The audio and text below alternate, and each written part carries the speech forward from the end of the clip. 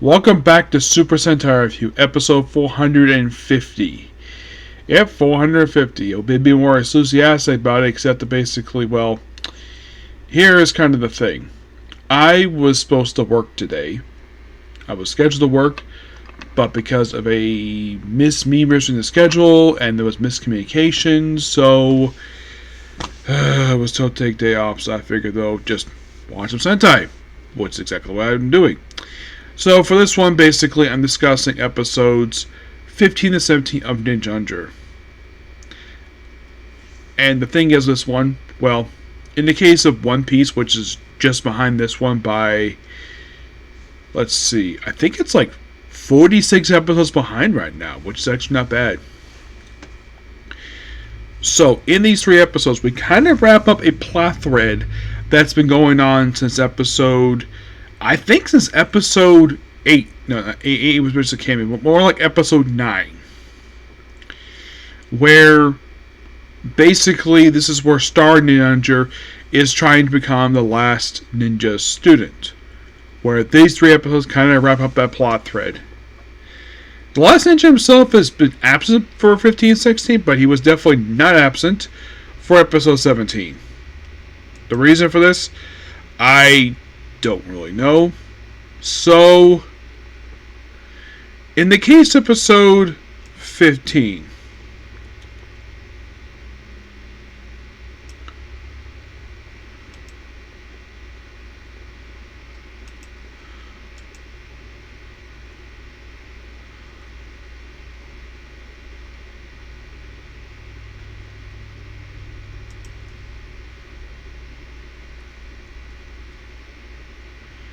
in this one, it's all about negotiation and, negotiating with basically, well, Zarnger Zord.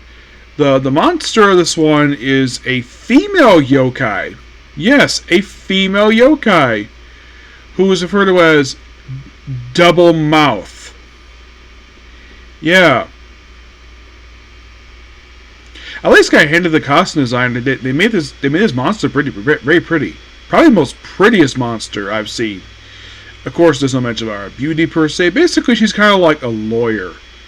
Now, you might be curious, is there a version of this in Kakurange? Because a lot of these ones tend to be based on Kakurange monsters. Not the case, this one. No, not really.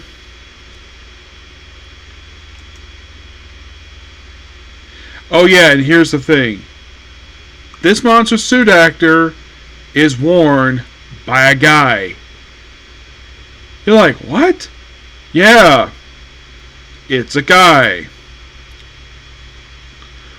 Her counterpart in Ninja Steel, though she appeared in Super Ninja Steel, which is interesting, called Jabron.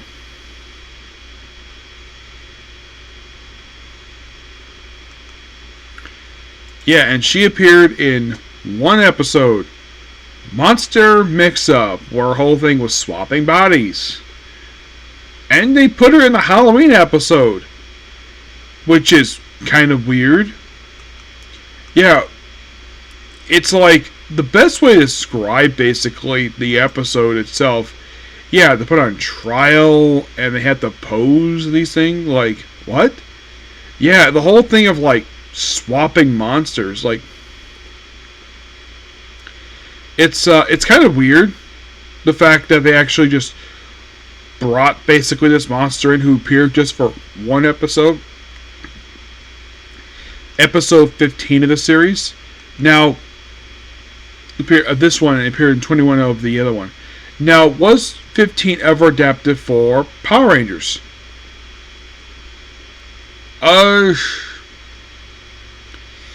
Yes, but they didn't use the monster. Nope, they did not.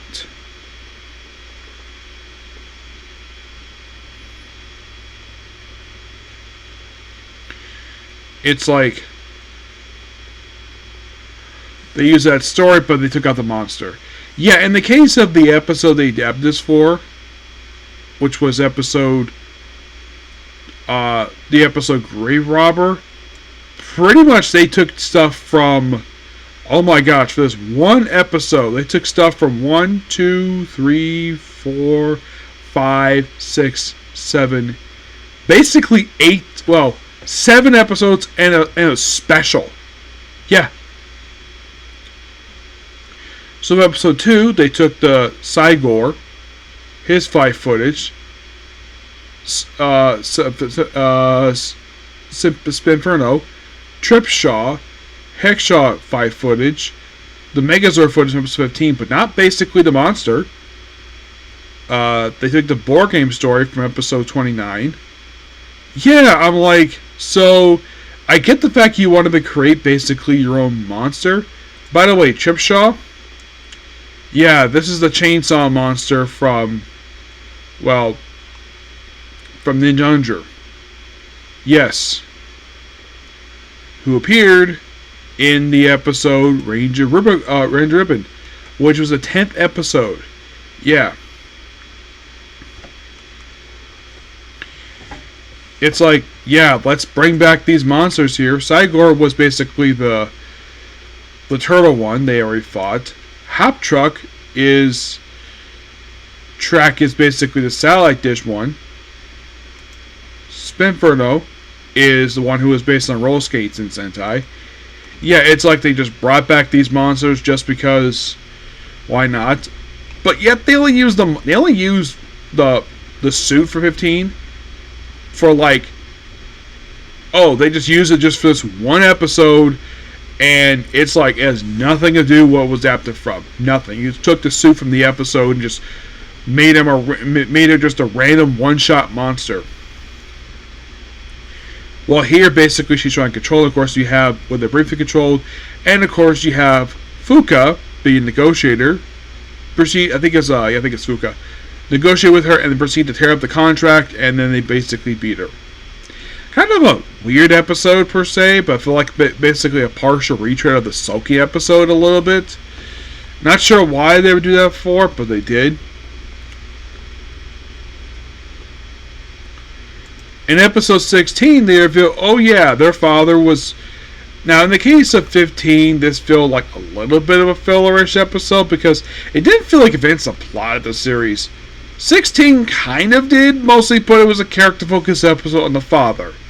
Now, because it was focused on the Red Ranger, you might think that, oh, is this the Red Ranger stealing another character's episode? Because I heard about this from one particular YouTuber, that the Red Ranger frequently stole other people's episodes.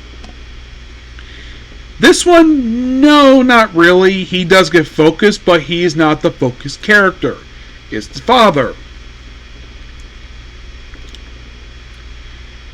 And I'm thinking, this YouTuber, his name is Sheeta, I think his name is. No, it's not Hikaru Sheeta, it's a different one. Sheeta Reviews.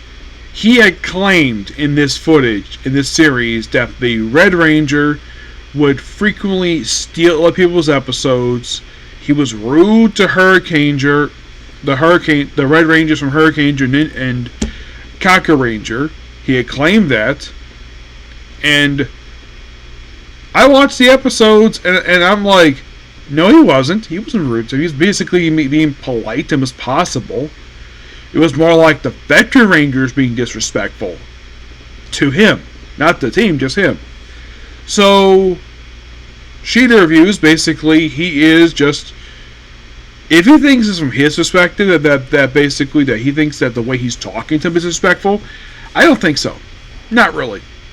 I'm watching the show now, and a lot of his claims that he's made about the show, and I'm like, what the heck are you talking about? Seriously. Do I think at some point maybe he was stealing people's episodes? Not the case this one. Is he trying to take over some people's episodes? No, because I heard that was a complaint about the show. And from what I've seen, 17 episodes in, I don't think he is being... Yeah, he's there. He does get focus. But is he trying to take over someone's character episode? No. Not that I've seen. I mean, this is me watching the show, and it just I hear that from Sheeta Reviews, and I'm like, did you even watch the show, Sheeta Reviews? Seriously. Yeah, I don't know, did he actually watch the show? Did he hear from other people? If he did, like, I would love to know what episodes he had claimed that the Red Ranger was stealing people's episodes. This one, no. So the whole thing of this episode is that the plot of the episode is interesting.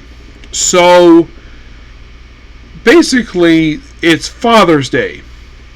Yep, Father's Day, which all they use in this episode is the fight footage. The story was never adapted at all. It's like, okay, so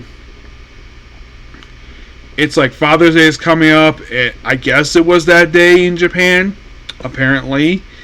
So it's like they beat basically the grunts the episode, and then of course the plan is to track him down to the dojo, which look up, there is a reference here to when they had the yokai back in episodes 7 and 8, who appeared in those two episodes, who actually broke into the act, who actually went dojo by getting details out of it, which good on basically show up remembering that. So at least this was something that was revisited, but by different general this time. Not exactly, because in the case of the last guy, he was just growly, and he was more interested in finding the Red Ranger than just, well, doing what the show wanted.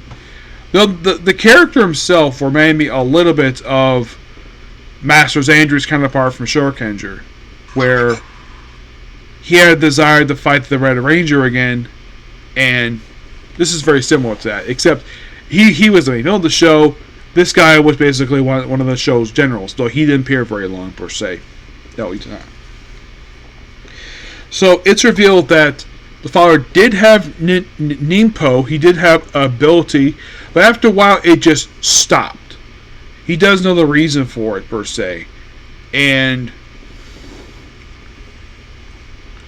so he has this one technique, like Tornado Twister, I think it is, where it just causes like a brief gush of wind. It does kind of play in later on in the episode, where the monster of the episode is his fountain pen. Where he got the fountain pen? Maybe he bought it? Don't know. Basically, he went out shopping. And so, and then of course, basically the monster episode, they say he's an umbrella, despite the fact he was made from a fountain pen. I always find this kind of weird, where you have a monster made from one object and they claim to be something else. Like the case in the next episode where he's made from an inflatable raft and he called himself a sea monk. Does anyone find this kind of weird that the monster type does not match the object they basically claim to come from? Yeah, I always find this weird with this show.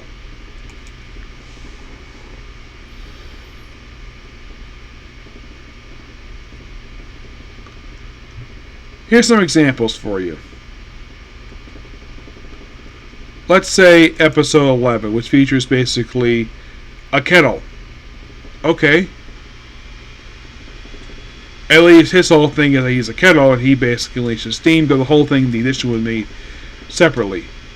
This one here, the Yokai Yarara, who's basically a sneaker-based monster, at least these make sense. Okay. This one here is a telephone. Well, this one basically mostly a payphone, but at least his gimmick makes sense. Fugiana, well, negotiator. Okay. But what was she made from, you might ask? Let's see. Let me look up here. What was she made from?